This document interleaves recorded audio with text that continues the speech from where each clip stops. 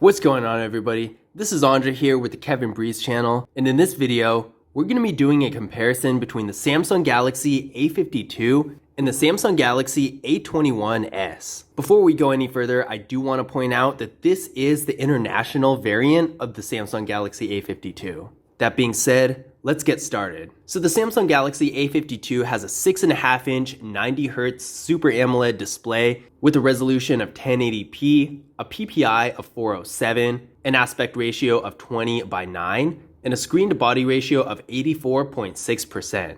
We got a hole punch right here for the front-facing camera, and this camera is 32 megapixels. The Samsung Galaxy A21s has a 6.5-inch PLS TFT display with a resolution of 720p, a PPI of 270, an aspect ratio of 20:9, and a screen-to-body ratio of 82.8%. There's a hole punch right here as well for the front-facing camera, and this camera is 13 megapixels. So both of them have the same size display, but the A52 definitely has a better quality with a higher resolution in 1080p, and a Super AMOLED display is going to have a lot brighter and more powerful colors than a PLS TFT display. In addition to that, the Samsung Galaxy A52 also has a 90Hz display, whereas the Samsung Galaxy A21s only has a 60Hz display. The reason this matters is because the 90Hz display is going to have a lot smoother and faster movement on the screen, so for content consumption,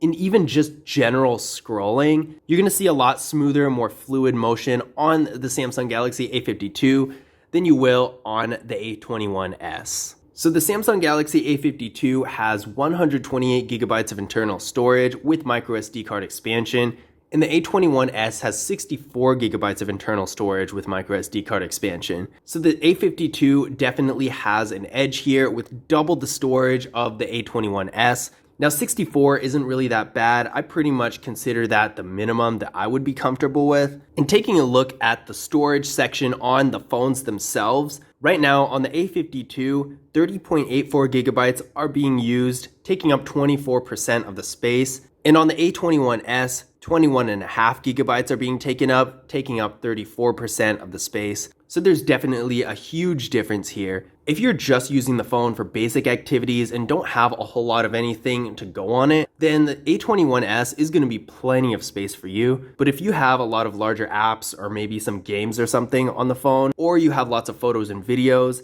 then the A52 is definitely going to be worth it just for the storage alone, because this is so much more, and you can't really put apps on a microSD card like you can with photos and videos. So in general, it's better to have more space on the phone itself than on a microSD card anyway. Now, neither of these phones have wireless charging, but both of them have a fingerprint scanner and face unlock.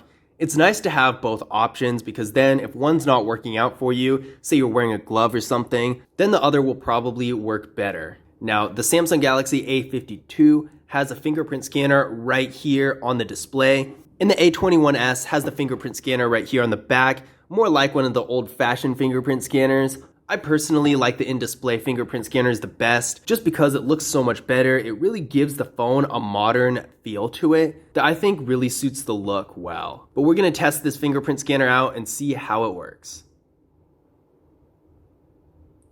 Really good. One more time. No problems there. Not only does it look good, but it's also really fast and responsive, so I have no problem with it. Let's check out the fingerprint scanner for the A21s. One more time.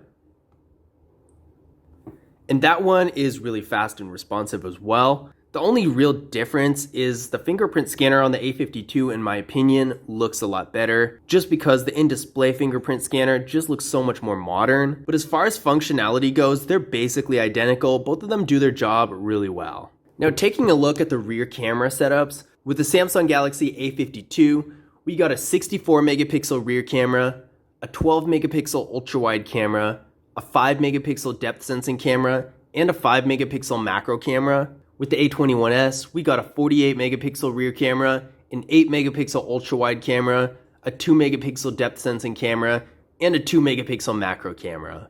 So as far as the different cameras go, both of these phones have pretty much everything, but it looks to me like the quality of the cameras on the A52 are a little bit better. Now let's check out a sample photo and see if this actually holds up.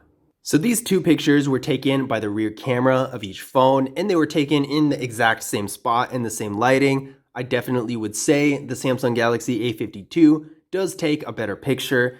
The picture is so much brighter, the colors are more vivid, and the details are really good. With the A21s, the picture isn't too bad. The colors are definitely not very bright at all. In fact, the lighting in itself just isn't really handled very well. It's so dim compared to the picture taken by the A52. So in general, if the camera is one of the more important points for you, I would say the A52 does have a huge advantage here, and this should definitely be taken into consideration. In addition to that, the Samsung Galaxy A52 is able to shoot in 4K in both cameras as far as video goes, and the A21s can only shoot in 1080p in each camera. So if you're shooting a lot of videos and really want that quality, then the A52 is definitely going to be the better option here. Internally, the Samsung Galaxy A52 is getting 6GB of RAM with the Qualcomm Snapdragon 720G processor. We ran a Geekbench 5 benchmark test on the phone, and it came back with a single core score of 538 and a multi-core score of 1559. The A21s is getting 4GB of RAM with the Exynos 850 processor.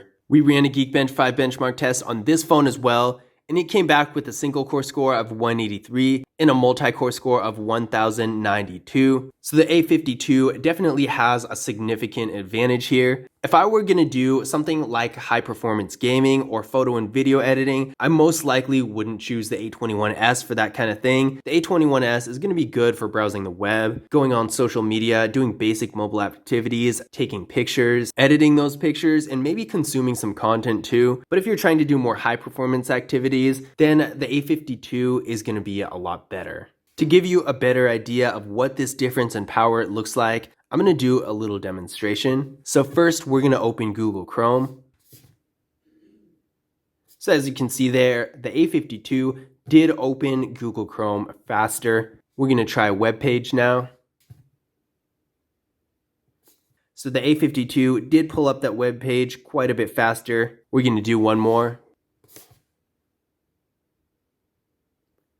So again, the difference here is really clear. In terms of processing power and speed and pretty much everything, the Samsung Galaxy A52 is clearly a step above the Samsung Galaxy A21s. So if you're looking for that extra processing power, the A52 is going to be the way to go. Now the battery is where the A21s definitely does have a clear win here. The Samsung Galaxy A52 has a 4500 mAh battery that supports 25 watt fast charging, and the A21s has a 5000 mAh battery that supports 15 watt fast charging. Now I don't really count the fast charging they support as much of an extra feature because not everybody really even uses a fast charger. I'm mostly just looking at the size of the battery, and the A21s does have a slightly bigger battery. So if you're on the go a lot and don't really get to plug your phone in all the time, then this is a good case for getting the A21s because this one is going to last a little bit longer than the A52. Now in terms of features, the A52 definitely has a lot more extra stuff. This phone has NFC, the technology behind Google and Samsung Pay, whereas the A21s doesn't. And the A52 also has dust and water resistance, one of the first phones in this price range I've seen that actually does have that as a feature, whereas the Samsung Galaxy A21s, of course, doesn't. So in conclusion, which one of these devices is better? Feature-wise, in everything except the battery, the Samsung Galaxy A52 is the undisputed winner here. There's really nothing besides the battery the Samsung Galaxy A21s does better. That being said, there are many situations where the A21s might make a little bit more sense for you to get. If you don't really care about the camera, if you're not doing lots of high performance activities, and if you're really just using your phone for basic activities and maybe consuming content here and there and that sort of thing, but also want to make sure that you have enough battery life to get through the day without charging it, then the A21s would make a lot of sense. But if you want extra processing power or taking really good photos is important to you, or you like a better display for something like high performance gaming or content consumption or reading, or you just want a nicer looking, more modern phone, then the Samsung Galaxy A52 is probably going to be the better choice for you. But I hope you guys enjoyed the video. If you did, be sure to leave a thumbs up and subscribe, and I will see you guys in the next video.